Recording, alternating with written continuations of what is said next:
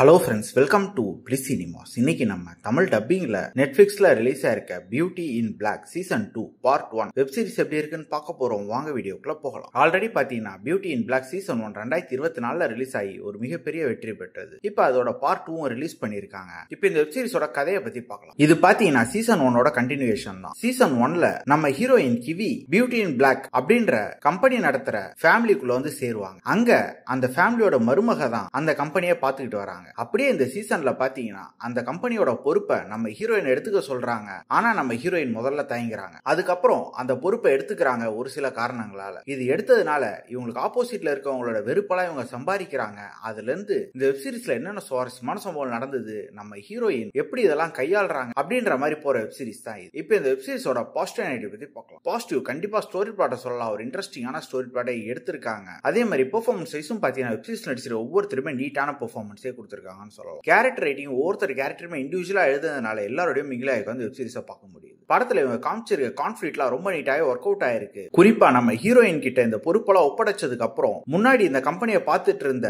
அவங்க மருமகளா இருக்கட்டும், அவங்க எல்லாம் சேர்ந்து என்னெல்லாம் பண்றாங்க அப்படின்ற மாதிரி ரொம்ப நீட்டாவே காமிச்சிருக்காங்க. டெக்னிக்கல் ஆஸ்பெக்ட்ஸ்ல வெப் சீரிஸ் சவுண்டாவே இருக்கு. சினிமோட்டோகிராஃபி, சவுண்ட் எஃபெக்ட்ஸ், பிஜிஎம் எல்லாமே நல்லாவே பண்ணி கொடுத்திருக்காங்க. ஸ்கிரீன் பிளேஸ் பாத்தீங்கன்னா ஒரு இன்ட்ரெஸ்டிங்கான ஸ்கிரீன் பிளே தான் எழுதி எடுத்திருக்காங்க. ஒவ்வொரு எபிசோடும் முடியும் போது ஒரு நல்ல கான்ஃபிளிக்ட் வச்சு நல்லாவே மூவ் பண்ணிருக்காங்கன்னு சொல்லலாம். கண்டிப்பா இந்த வெப் சீரிஸ் எல்லாருமே பார்த்து என்ஜாய் பண்ணிட்டு ஒரு வெப் சீரிஸ் தான். வெப் சீரிஸ்ல அடல் கண்டென்ட் இருக்கு. சோ ஃபேமிலியோட ட்ரை பண்ணாதீங்க. இன்னொரு வீடியோல சந்திக்கலாம். தேங்க்யூ.